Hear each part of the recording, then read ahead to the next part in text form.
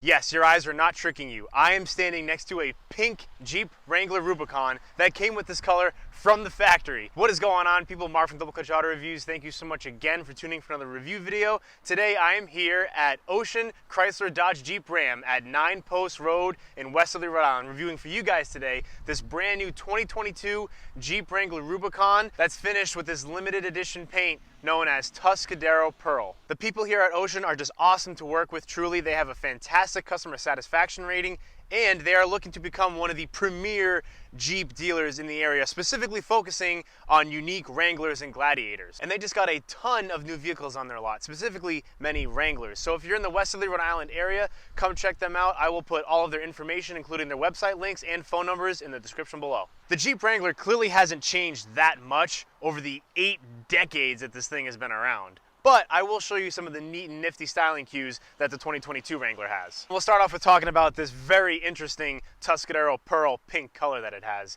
I cannot say that I would ever get it for myself, but for someone that is interested in this, it's a very unique and eye-catching color, of course. Without question, this Jeep clearly stands out on the road at all times. And I know it sounds crazy, but this Tuscadero Pearl is a limited edition color. And in several years, when they don't make it anymore, it's going to be pretty rare, and it actually might be perhaps a desirable option for a specific Wrangler collector market. And the name Tuscadero is actually a reference to the show called Happy Days. You ever heard of it? There is a female character named Pinky Tuscadero in the show that the infamous protagonist Fonzie had an affection towards. And Pinky Tuscadero wasn't just a pretty girl either. She was actually a car and motorcycle enthusiast too.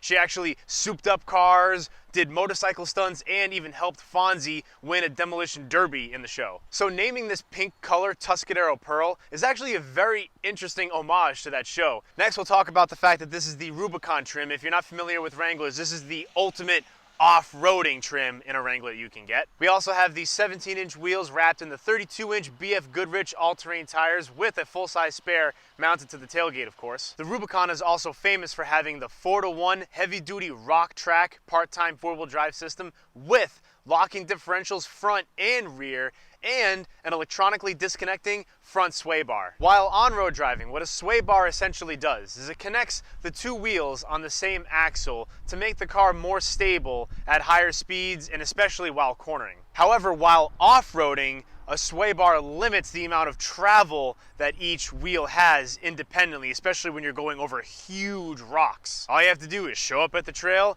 just push the button, and it electronically disconnects for you. How cool is that? Also attributing to the Rubicon's superb off-road performance, it has a 41.8 degree approach angle, a 36.1 degree departure angle, and 10.8 inches of ground clearance. Because of all these neat features that attribute to the Rubicon's off-road performance, this specific Wrangler has been renowned in the off-road community to kick butt off the beaten path. This Rubicon also has a remote start system. Just push the button twice and it starts right up for you. The Wrangler key also has a switchblade style key that pops out when you push this button, and they have that as a failsafe just in case the battery dies and you need to open the doors, of course. And now let's dive under the hood. First, I'd like to mention that I really do like these hood vents. I think that definitely adds a little bit of aggressiveness to this pink exterior. Nonetheless, I think that looks pretty cool. Now, to open the hood, it's a little complicated to show you with one hand, but I'll do it right now with two. You have to undo 3 latches, so one on each side, of course. You kind of have to push down on the hood sometimes to undo that little latch right there. Now, you have to come to the front and undo this final latch right here. Put the hood prop down. Now we can check out under the hood. This Rubicon has the 2-liter turbo inline 4-cylinder making 270 horsepower and 295 pound-feet of torque, and that's mated to an 8-speed automatic transmission and obviously 4-wheel drive. Besides that, looking at the engine bay, there's not really that much to talk about. A lot of plastic pretty much covering the whole thing, but nonetheless, people that are interested in this specific vehicle, this Rubicon, probably don't really care how it looks under the hood. If you're looking for a Wrangler that'll impress you with what it has under the hood, there's always the 392 or the diesel option. Now, I will say this turbo inline 4-cylinder gets 21 miles per gallon city, 24 miles per gallon highway, and 22 average overall.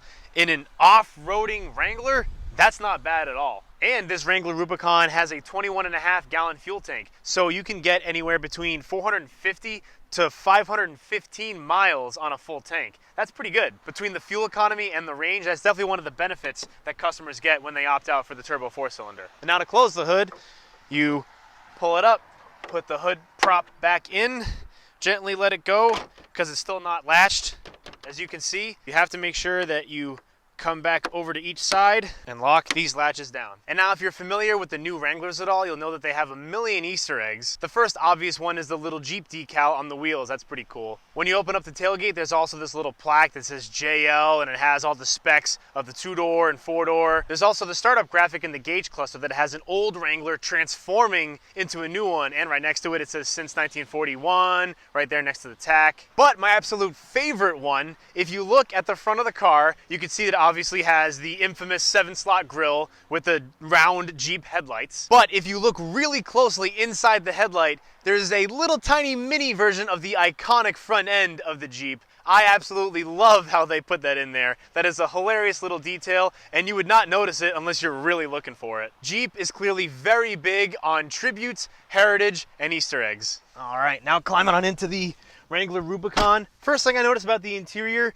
I understand that it's supposed to be durable, so there's a lot of plastic, but overall, everything seems to be pretty well put together. Some of the plastics feel a little hollow, like especially up here on the roof and at the B-pillar, but overall, the materials in here are not bad. The leather-trimmed bucket seats feel quite nice, and they also have Rubicon stitched in them right there. We'll first talk about the steering wheel. On the right, we have our cruise control buttons, and on the left, we have our push-to-talk, answer, hang up for the phone, as well as our gauge cluster controls. You can cycle through various functions here, including your off-road status, tripometer, fuel economy. In the gauge cluster, we have our tachometer on the left and our speedo on the right. Moving down to the center stack, we have an 8.4-inch touchscreen with the FCA Uconnect. I do like this infotainment system. I wish the touch was a little bit more responsive when I'm clicking on the apps, but overall, I do like it a lot. Moving down below that, we have our climate controls and radio control setup.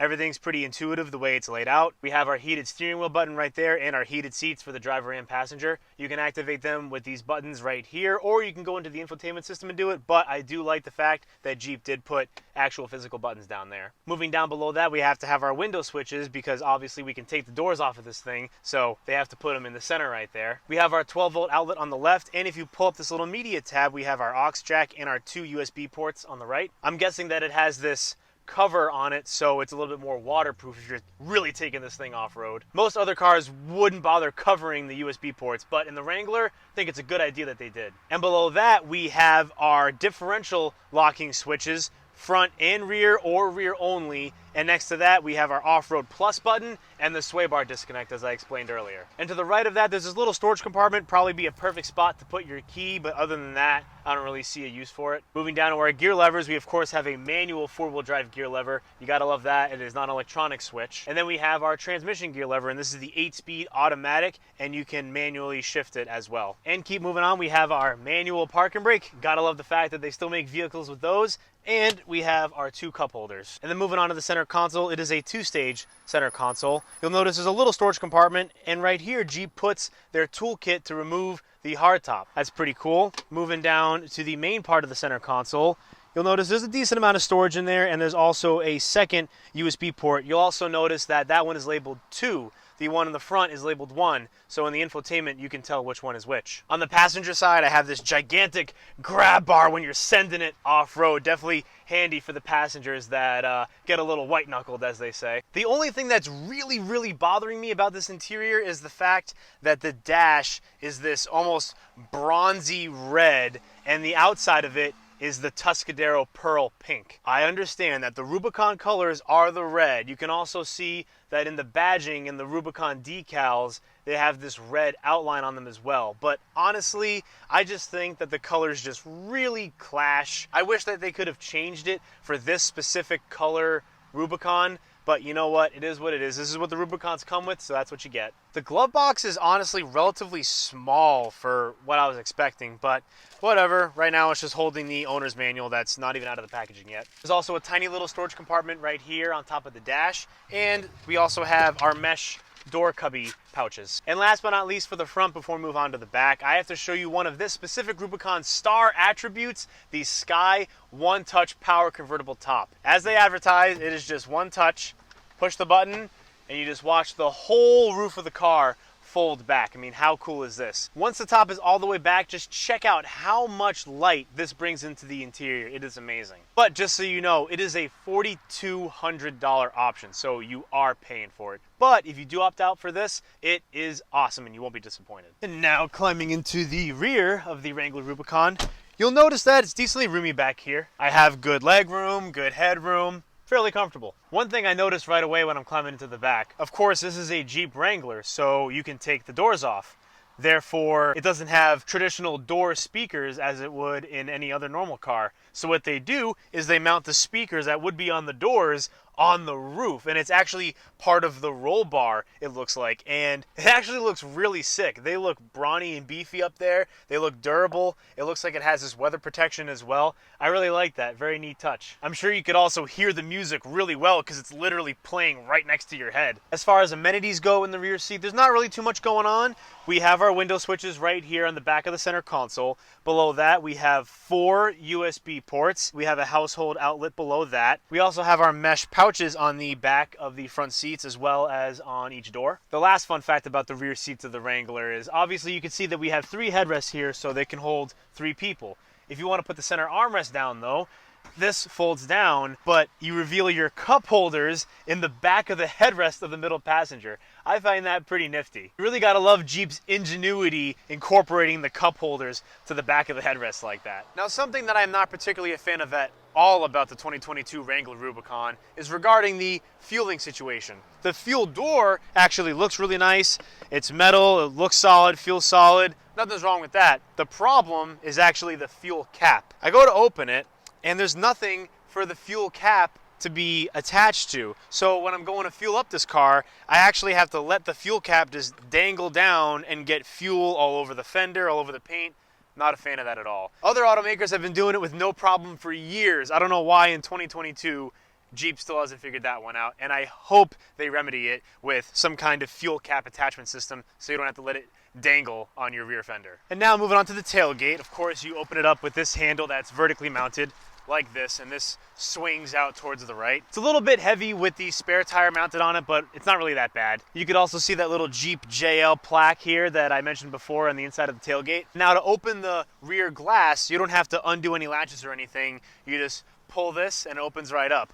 But it does not open independently from the rear tailgate. You have to open up the rear tailgate first and then you can open up the glass. But taking a look inside the tailgate, this is the 4-door Wrangler, of course, so it has a decent amount of cargo room with all of the seats folded down. It has 72.4 max cubic feet of cargo space. The seats also fold down and up relatively easily. We also have an additional 12-volt outlet on the left side of the trunk, and to the right side of the trunk, you can see this huge Alpine subwoofer mounted right here. Now, this specific Wrangler Rubicon does not come with a towing package, but you can easily get a trailer hitch welded up. And if you do, this 2-liter inline-4 turbo has a max towing capacity of 3,500 pounds. And this 4-door Wrangler comes with the removable side windows in the rear right here. But the only thing I'm kind of unsure of is the fact that they are white. I wish Jeep just finished them in black or matched them with the Tuscadero pink. It just kind of looks a little off, but that's my only gripe with the tailgate of the Wrangler. All right, getting behind the wheel of the 2022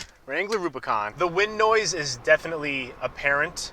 It's actually quite loud, and we're not even going that fast. We're only going 50 right now. The engine noise is okay. It's not really that loud, but I will say you can still hear the turbo spooling a little bit, which is pretty cool. All right, our first corner.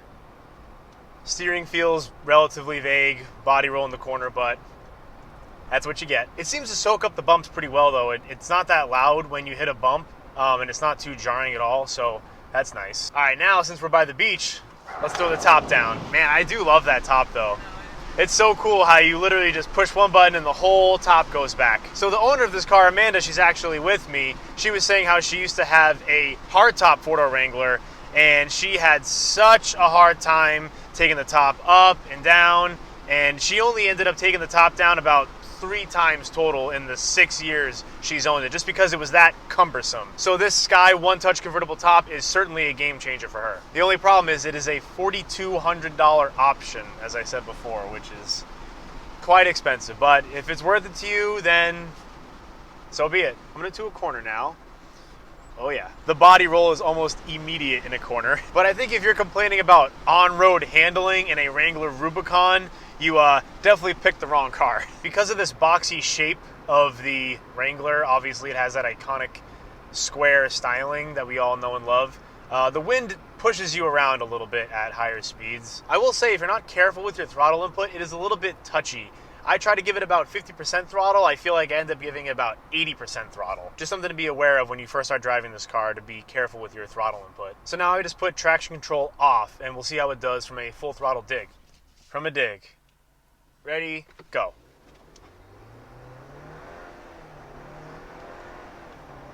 All right, so it takes a little while to get up and go, but once you do, it has decent power on the top end. Low end power is pretty much non-existent. Man, that body roll is something else. Oh my God, I'm like all the way leaning over here. Wow. Okay.